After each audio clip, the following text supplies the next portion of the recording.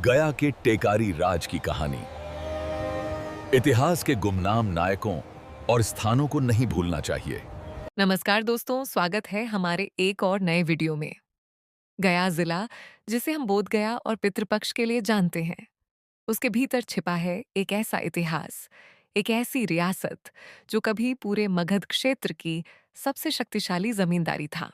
आज हम बात कर रहे हैं टेकारी राज की, या जैसा इसे टिकारी राज भी कहते हैं। गया शहर से महज 30 किलोमीटर दूर यह टिकारी नगर ही इस विशाल रियासत का केंद्र हुआ करता था।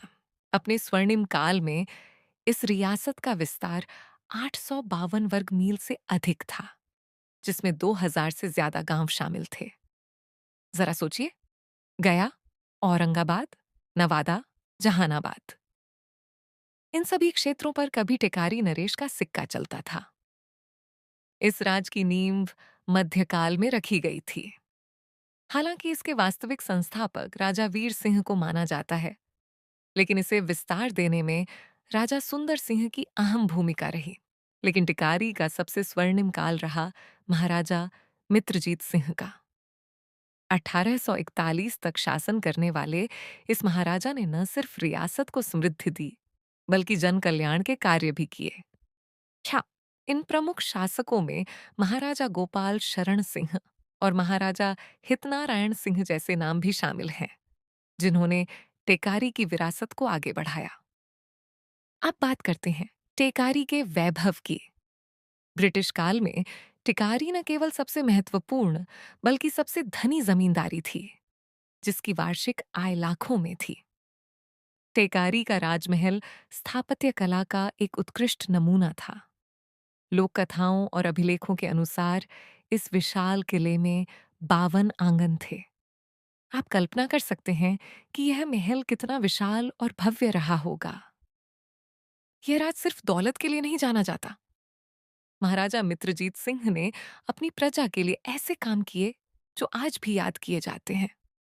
उन्होंने किसानों के हित में नील की खेती को बंद करवाया। उन्होंने सिंचाई के लिए उत्तम प्रबंध किए, जिसमें नहरें, पईन, छोटी नहरें और बड़े बड़े जलाशय शामिल हैं। इसके अलावा शिक्षा और स्वास्थ्य के लिए स्कूल और अस्पताल भी बनवाए गए। ब्रिटिश हुकूमत से टेकारी राज के संबंध काफी जटिल रहे। कई बार इन्होंने अंग्रेजों को सहायता दी, जिसके परिणाम स्वरूप महाराजा गोपाल शरण सिंह को ब्रिटिश सरकार द्वारा कैप्टन की उपाधि से सम्मानित किया गया था। लेकिन टेकारी राज की देशभक्ति भी किसी से कम नहीं थी। 1857 के महान विद्रोह के दौरान राज ने अप्रत्यक्ष रूप से क्रांतिकारियों को हथियार और आर्थिक मदद देकर उनका सहयोग किया, जो उनके साहस को दर्शाता है। कैप्टन महाराजा गोपाल शरण सिंह इस महान राज के अंतिम राजा थे।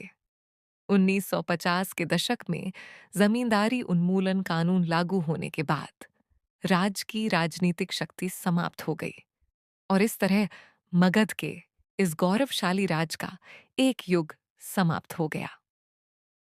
आज टेकारी शहर अपने पुराने किले के खंडहरों, ऐतिहासिक तालाबों और मंदिरों के कारण एक महत्वपूर्ण ऐतिहासिक स्थल के रूप में जाना जाता है। ये इमारतें टेकारी के उस गौरवशाली अतीत की कहानी कहती हैं, जब यहाँ के नरेश का प्रताप दूर दूर तक फैला था।